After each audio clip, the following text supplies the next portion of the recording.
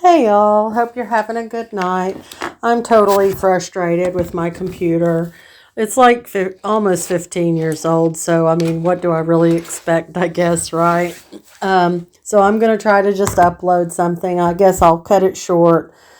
I was going to do a live, but it doesn't look like my computer's going to let me, so here we go.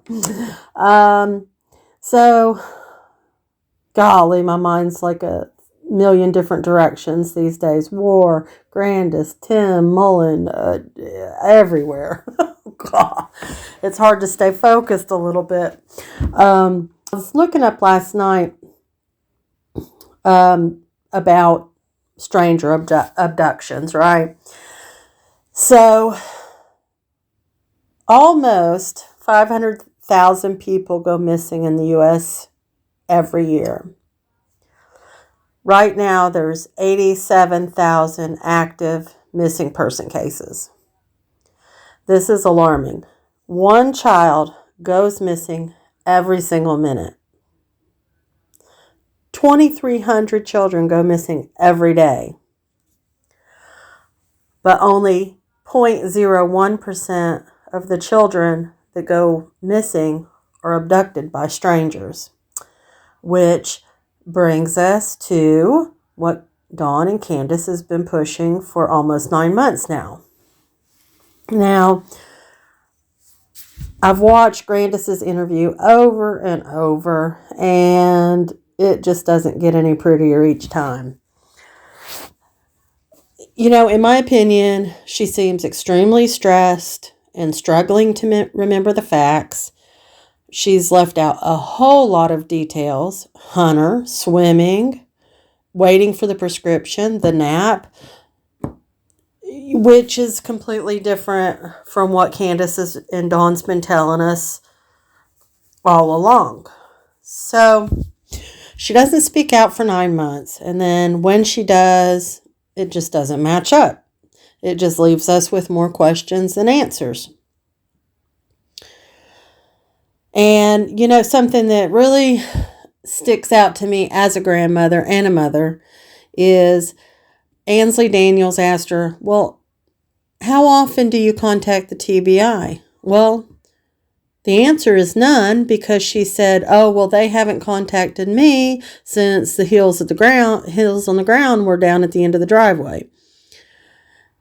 And then I can't speak for Candace. I don't think that either one of them have done a lot of phone calls. As a grandmother, if it was my granddaughter, I would be blowing their phone up. That's just me. I mean, I realize that she and I are nothing alike, but still, how are you so detached that you're not making a phone call at least once a month?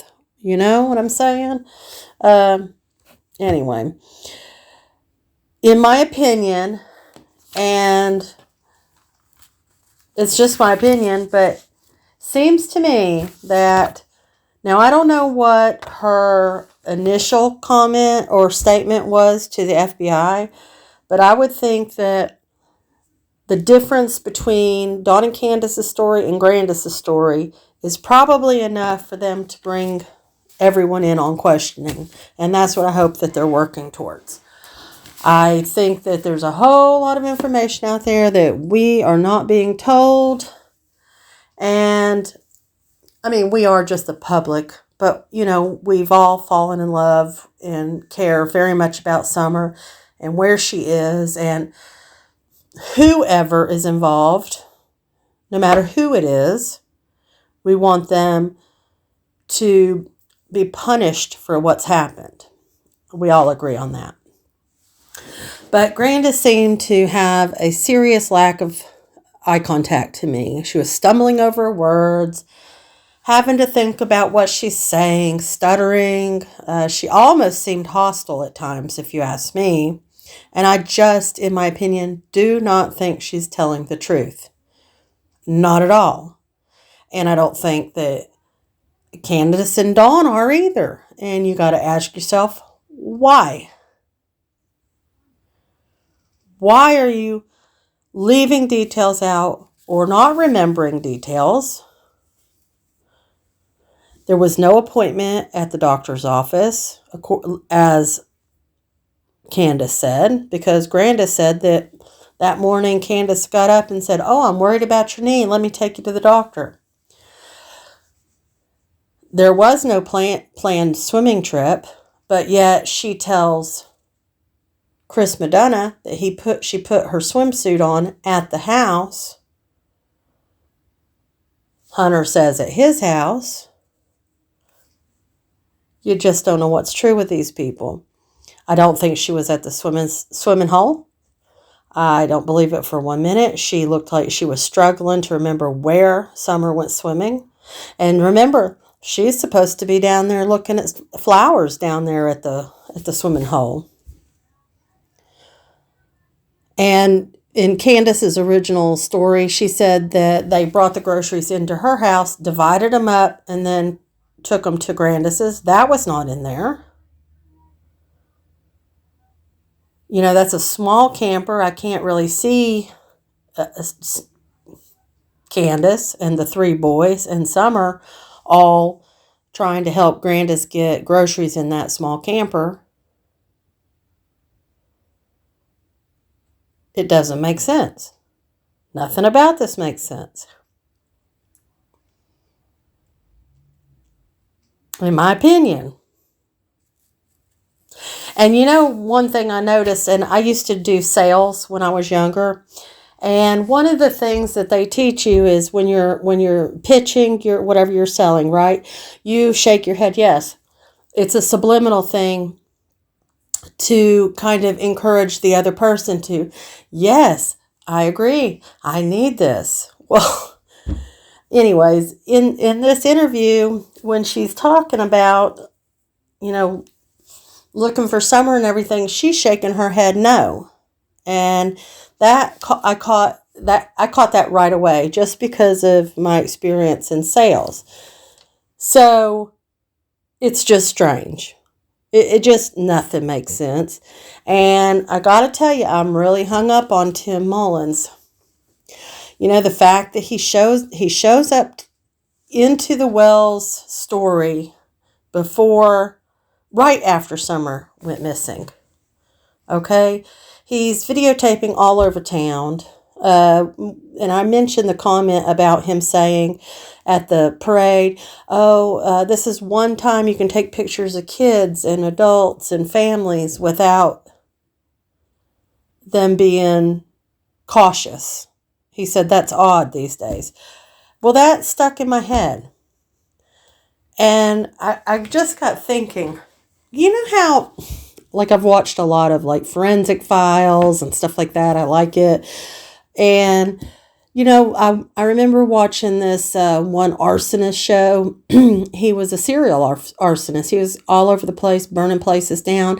And then he would show up after the fact when the news and people were gathered around just to watch. Now, I'm not saying that Tim Mullen did something. I'm just saying that his behavior is odd, in my opinion. That's just my opinion. And another person that is always going to be weird to me is David Dodson. He comes to the church. He's in the church 2 to 2.5 weeks before Summer comes up missing. I've shared the picture of Summer scooching over to Robin because she's feeling so uncomfortable with David waving at her. You can see it on her face. She's not comfortable. And then I find it strange that Candace reaches out to him, of all people in the church, of course Robin, but of all people, David Dodson, having just been, inserted into the church. Why would she call him? That's always been strange. And then after Summer came up missing, he left the church and went to be in a Baptist church. Now, he was a Baptist preacher before he went to the SDA church, and then he's back over to a Baptist church. The whole thing stinks. I don't know. And one thing I've said before, that I want to know who's filming in that church. I've said it, that there's different times during filming that Summer looks like a little uncomfortable, and there seems to be an awful lot of footage of Summer in the boys, but mostly Summer running around the church. And yes, she's a cute little girl and she's running around the church, but it just seems to me that there's an awful lot of attention by whoever's behind that camera. So I don't know if we'll ever find out who that is, but I sure would like to know for sure. And I'm not saying they did anything either. I'm not saying Candace did. I'm not saying Dawn did. I'm not saying Grandis did. I'm not saying anything like that. But what I am saying, there's a whole lot of strange things going on here that don't make sense. There's so many people lying, from Allie to Candace to Hunter to Dawn to everybody. You name it, they've told a lie. So why? Why is that? And, and I've brought this up before too. Dawn went to see Frank Light the day Summer went missing. And Frank Light was out supposedly on his horse helping look for Summer. Well, why is Dawn going to see Frank? He's got charges. We talked about that. Sherfy's got charges. He's peculiar. I think probably it's safe to say that they interact together, and that's my opinion. There's no facts to back that yet, but there does seem to be quite the intertwined community. They all seem to kind of back each other. Andy's another one that's strange.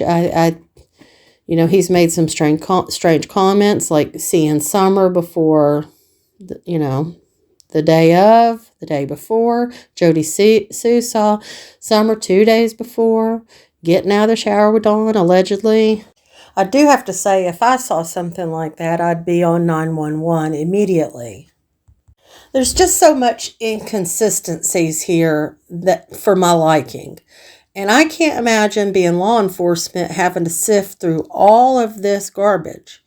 But I'll go back to end this and say that I do believe that they have enough information to pull everyone back in and seriously question them. I think that it's time for that, in my opinion. And I do feel like TBI is making progress and it's going somewhere finally. I just hope that we can get answers about where Summer is, and hopefully she gets some justice out of this. This was senseless and should have never happened. There should have been better eyes on her. This little girl, like I've said 1,000 times, doesn't deserve wherever she is. She's the innocent person in this story. And she's the one that we all pull for and follow and pray for and listen for any information about her, because we all care. So let's just keep praying for her. The sweet baby girl needs to come home. Justice needs to be served. And I hope that I can get my computer working next time so we could do a live and interact with each other, because that's pretty fun. I like getting to know y'all. It's y'all make me laugh a lot. But let's just remember Summer, remember the boys. Can't forget about the boys. We got to keep them in prayer too. I can't imagine what they're going through. But until later, y'all have a great night, and I'll talk to y'all soon.